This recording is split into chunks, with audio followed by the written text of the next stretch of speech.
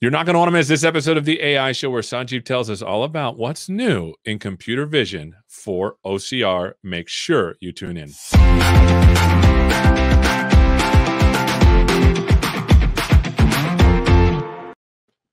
Hello and welcome to this episode of the AI Show where Sanjeev is telling us all about what's new in computer vision for OCR. So why don't we start with introduction? Sanjeev, tell us who you are and what you do. Sure, Seth. Hey, it's great to be with you, Seth, first of all. And secondly, I'm a project manager for OCR in computer vision. And we also do OCR in form of layout and form recognizer, which I know you did a show sometime back with Netta. So yeah, that's what I manage here in this team. Fantastic. So let's start with the obvious question. For those that don't know what OCR is, can you tell us about it, a little bit about what it is? Sure. Yeah. So OCR, as a technology, has been around for decades now. In fact, if you open up any book on machine learning, vision tutorials, I think the number one thing you'll find there is how to do OCR, right? And so OCR has been around for long. At Microsoft, though, we have had this in computer vision. We have had this OCR operation or OCR API, which is kind of based off simple machine learning. It works. It works for images. It's been there. It's the only option, and so customers have been using it.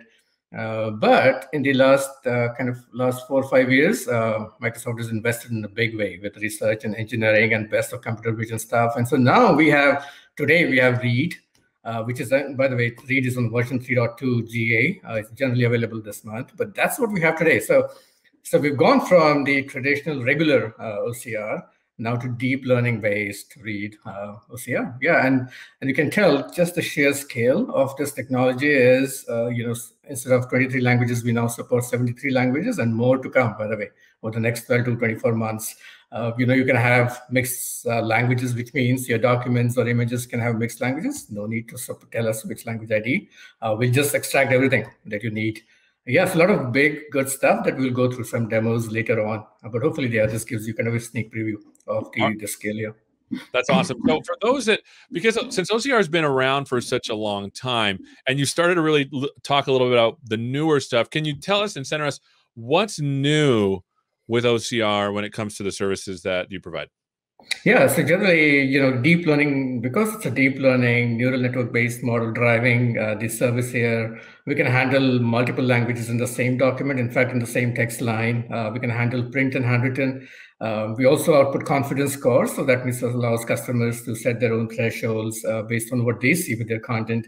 And we ingest large images and large documents. In fact, the service supports up to 2,000 pages long documents, right? And so that's the kind of extent, and especially for text-intensive images and documents, right? So that's what this OCR powered. And of course, we have the universal language models that you see, because of which we're able to quickly go from 7 to 73 languages just in the last version that we released a couple of weeks back with Read 3.2. This is cool stuff. And like even the fact that you're able to, you said in the same sentence or the same document, know and distinguish between different languages, which is really cool. Yeah, and absolutely. And by the way, this, right now we are simultaneously shipping both the Cloud API as well as the Docker container. So when you get Read new versions, whether previews or GAs, you can download. You can either use the Cloud API, which is easiest, scalable, fast, and secure. But you can also download the Docker containers, as some of our banking and other healthcare customers do, and you can run it off your laptop as it is running on my laptop right now. Awesome. So let's do this. Can you show us how it works, and then maybe get into like the mechanics of how people could use it? Yeah, sure. So I think you would think, well, that's a hugely complex technology, it looks like, and we handle big documents and so on. So is the API really complex? How can I use it? And the reality is that it's a really simple, effectively one operation API. That's part of the beauty of this. All of cognitive services is that we take complex stuff and simplify it. So in this case, all you have to do is ingest your documents, come in through HTTPS URL, use your computer vision resource key and call the read operation of computer vision. And then once you've given that, it's an async operation. So that means you get an operation ID back. And so all you have to do is just pull the get results operation and keep doing it. It should return within a few milliseconds or a few seconds at the most. And when it's done, you get your output, all text extracted, coordinates, location, text lines, and so on in form of a JSON, right? And by the way, we delete data and results. So our customers can be really secure that we don't store any data, we don't use it for training, And so that's the reason they trust us with their sensitive documents and secure. And I want to make sure I repeat this. I want to make sure if I understand this correctly. You're saying that if I submit a document to the service, you don't keep it and you don't use it for training. That is correct. That's exactly right. That's really cool. All right, so I'd love to see this in code. Do you have something you could show us in code? Yeah, sure. So I have a Python notebook, right, which is appropriate since you were with the Python guru before. So yeah, I think I've got a code sample here. And what I'll do is I'll simply cycle these through images that's sitting here to kind of highlight some of the features. So let's get going. All I'm using here, by the way, so just for context, I'm using the Python Computer Vision Python SDK, right? So that's what I'm importing here. Yep.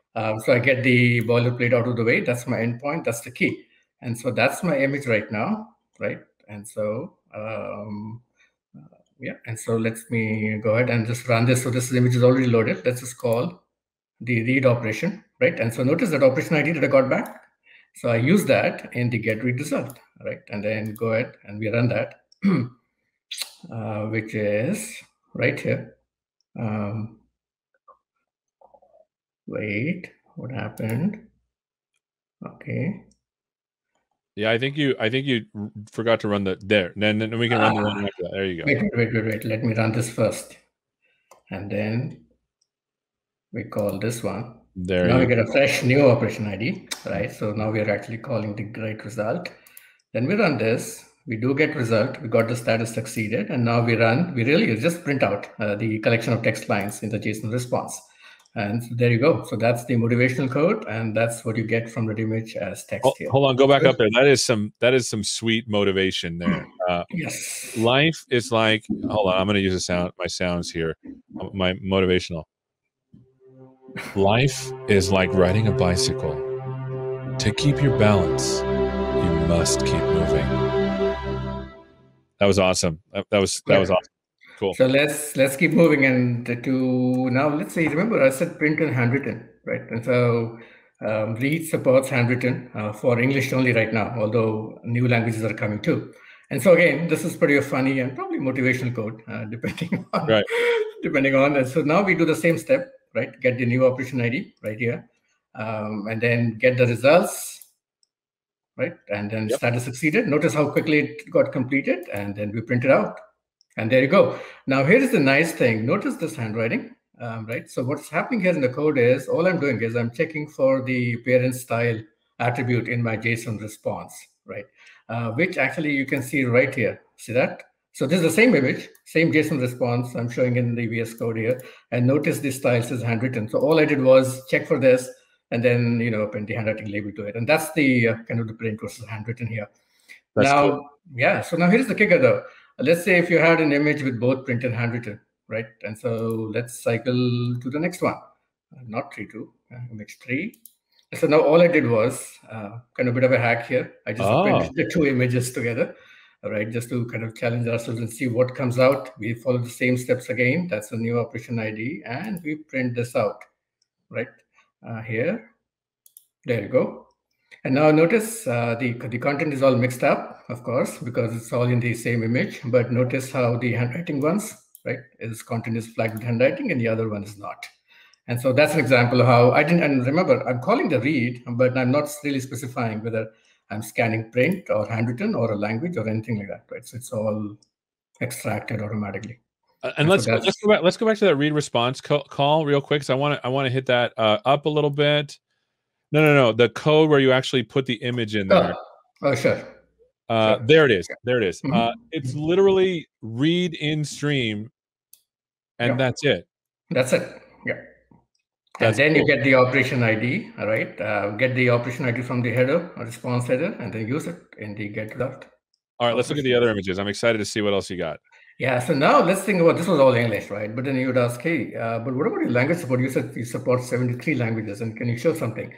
And remember, I said mixed languages too. So in this case, this is a Japanese tax form. So if you were in Japan filling out a tax form, this is what you would fill out, right? And notice it has got Japanese and English text mixed in, right? Mm-hmm. And so now let's scan this quickly with our OCR service. I get the operation ID. Let's get our, there you go. So notice it took just a little bit, a few milliseconds longer. So now you can see that progression there from running to succeeded, but let's print it out. And so now notice we got all the text, including English, Japanese, everything included. And again, remember, I've not specified any language code. I didn't say this was a Japanese document, right? And so the code remains unchanged, but you keep getting all the text here. So let's keep quickly moving through this and challenge this a little bit more, right? And the next image is, I think you'll realize, is I've got Japanese, English, and actually German right here. So all I did was took screenshots of this PDF. So remember, and so again, the use case is realistic because normally customers will scan documents with handwritten content or scan content of these documents. So the PDFs come in, but they will have images and scan content comes in. So to us, of course, we handle both digital and images. It doesn't matter to the service, right? And so let's go ahead and get our operation ID. Let's now scan this, right? And now notice that it's taking a little bit longer there because it's a big image with a lot of small text in a few different languages here, and also depending on what's happening with my laptop. And there you go. Now we got succeeded there. And so let's print this all out. And so there you go. Now you see, yeah. So notice that you've got, there's Japanese, English, some German, all of it right here. That is really cool. Right. Yeah, and so I think that was it. Which image was it? Image 6. I think I have an image 6, which is probably, let's see, I think I have an image 6, which is kind of, yeah, this one. So imagine it's a Happy New Year still, it's May, but hey, a lot of countries or communities have New Year starting all through our calendar year. So it doesn't matter. And then notice these are all Happy New Year messages in some of the languages. And if you ask me to name them, I may not be able to name all of them correctly, but let's keep going. And so now let's scan it, right? Oh, that was quick. And so let's print them out. And there you go. You got a Happy New Year in a few different languages, and you might actually recognize them. That's it. So, and again, no change to the code. It's all automatically extracted with the universal language models here. That's pretty much it. That's really cool. Do you have, because I'd love to see if you can, do you have like a listing of all of the languages so that we can see them? Because I want everyone to be super crispy on what languages are actually available. Yeah, absolutely. So these are the 73 languages we support today. But this is, we look at this as just the first wave of language expansion. There's a similar wave coming in the next 12 months and a similar wave coming the 12 months after that. So we are really just on the mission here to cover all world languages here. But that's the current list for now. So are there other like new things in there that people should be looking for? I feel like there's some stuff that you're probably missing. Absolutely. I'm not sure how you knew that, Seth. You must be a magician and reading our minds, but but here you go. So remember, well, we talked about this one though, right? Isn't it? We saw the handwriting classification demo for text line. So that we covered that. There is another feature called selected pages. Remember I said the read service takes up to 2,000 pages long. And obviously if you're going to send hundreds or thousands of pages to a service, you may really not need OCR, right? For all of that, especially some of those help documentation and so on that you find at the end of the forms. And so there you can actually specify pages or page ranges. Just like, when you follow print command, you can specify the pages. That's exactly the feature here. And so for this 200-page document, let's say, I wanted only 2 pages out of this, right? And so you can specify that. So that's one feature. The other interesting one is the reading order. In this new version that we just released. So read actually used to output these text lines. Notice that text line output we saw in the JSON and VS Code, right? They're all arranged one after the other. So we used to go left to right on those text line order, right? Without regards to the actual physical arrangement of the document or the human reading order. Well, now we have this new REST API parameter where if you give us the value natural, notice now that the line numbers go top to bottom for this first column, and then top to bottom on this right column versus going, all the way across left and right. Oh my goodness. I'm sorry, but that is so cool because OCR traditionally, it always mangled things for me. And I had to like put the line. You're saying that it will literally give you the lines in natural reading order. Correct. And so here's a quick example here. This is a document, right? So this is very typical document that you would see here, 2-column documents. If I enable words, if I show the text, this is all OCR extracted text, right? But let's hide that to keep it very clear. But notice the line numbers here. This is the basic one, right? So that's the default that we had until now. And notice the line numbers, they are going 1. So here, 33, 34, 35, 36, 37, 38, right? Without regards to the actual document layout here. But notice this natural reading order now, output here. And if I enable text line numbers here, now notice the difference here, right? 26, 27, 28, 29, 13, they're going top down. And then this is, 60, 61, 62. So what's happening now is that the service is taking into account the layout of the document and replicating the human reading order, which is great because now this can be the beginning of, let's say, detecting paragraphs, right? And other advanced features in document object model and so on that can come in now. That's really cool. And like I said, I OCR always annoyed me because it didn't really do that. So here's a question that may be a little bit harder. This feels like it's a really cool building block for more complex software. Is anyone using this as a building block for something even better? Yeah, absolutely. So remember, text extraction is really the first step. All right, you've got to do a lot more things to get even more insights from it. What it does gives you text, but yeah, sure. Actually, in fact, we use it, right? This is our other product, Form Recognizer, which is a document AI, document understanding product that layers on top of the OCR extraction here. So just to give a very quick demo here, and I think customers may have used Form Recognizer. If you don't know, please do check it out. This is like an AI magic box in a small little service here. So if you take a look at this example here, right? And so if you move, remember, so we took this document here, and what I'm showing is the layout API. Layout in Form Recognizer is really nothing but OCR, enhanced OCR at high resolution plus some other features, right? When document structure specifically. So notice there is the OCR part of it, of course, that you get with Form Recognizer, right? And that's part of the read result object here. If you open the JSON, and we'll go to the JSON too, but that's the text extraction. But notice we also get checkboxes. So see this, these selection marks or checkboxes here, and along with the green and the orange, visualization depending on their state. And so we output the selection marks too, right, as part of the read result object here, if you're using layout feature of Form Recognizer. But other than layout, there's the tables too, right? And so notice the service is recognizing from this plain image, it's recognizing this text, there are checkboxes. And by the way, it's actually telling you the state of the checkboxes too, selected or unselected. That's cool. And then secondly, tables, right? So it's recognizing that this text is actually arranged as a table. Right, and so if you look at the JSON response in addition to the read result, you'll have a page result object, which is really the page object model kind of coming together here. And one of the first features here is the tables object, including, and you'll notice rows, columns, and the rows, columns, and the individual cells here. But hey, these tables also have something called headers, and this is pretty much a really hot new feature that's actually going out with layout at build, right? So what I'm showing here is a preview of the build feature. That will be available starting in the next week or so. And so the difference is now we add a little bit of is header attribute there, but what you can do is now you can use it to understand and recognize that these headers, that is a table with a header. So again, this is deep learning based in the sense that not all rows, not just the first row will be highlighted as a header, only if it actually is or meant to be a header that the service will try to predict that. So it's kind of meaningful prediction, I guess. Yeah. That's really cool. And so it's a building block that we are actually using to do even more cool things. Right. Because like reading text is great, but reading a layout of a page, which is what Form Recognizer is doing, I think, and understanding layouts and tables and etc. That's actually really cool too. Yep. Yeah. And just to close on that, notice this is the layout output here. So that's the read result. Right, so that's the OCR.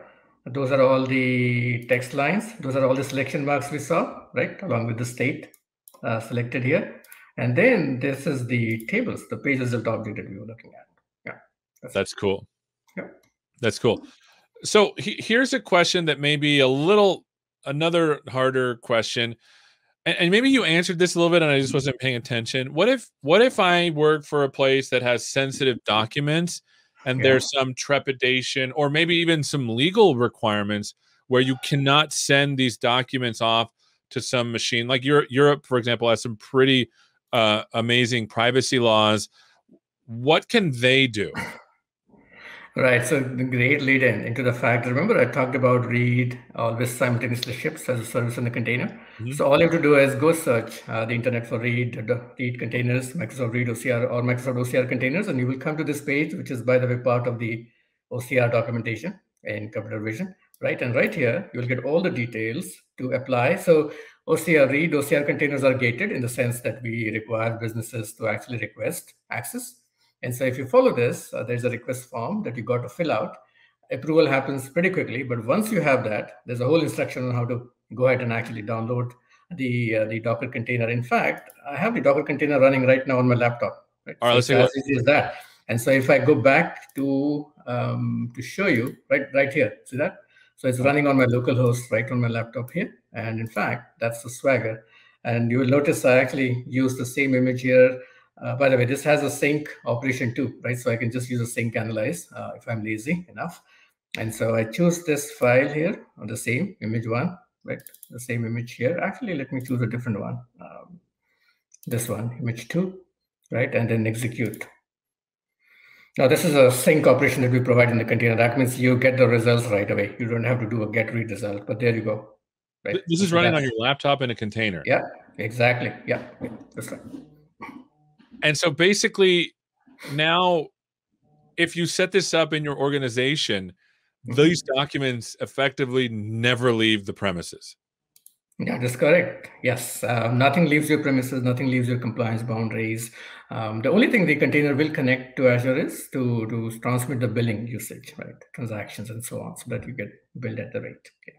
That is really cool. So where can people go to find out more?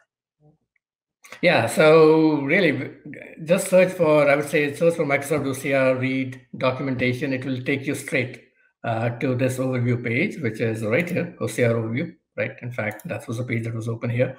And so if you come to this page, there's everything that you need to know, including a quick start that uses the same Python SDK, that sample that I'm using, along with the APIs. And then including some really interesting, we're talking about data privacy and security. This is just published content, from our responsible AI team here. In fact, yeah, so there you can go. And then also within the how to read, you can understand how to call the read API. And this is what we have been going through in this session right now, right? These features, right? And then, and then the read container stuff is right here. So it's all right here. This is really cool stuff. I'm flashing these links up so everyone can see them. Well, this has been amazing. Thank you so much for spending some time with us. We've been learning all about what's new in computer vision, OCR with Sanjeev. Thanks so much for being with us. Thank you so much for watching, and hopefully we'll see you next time. Take care.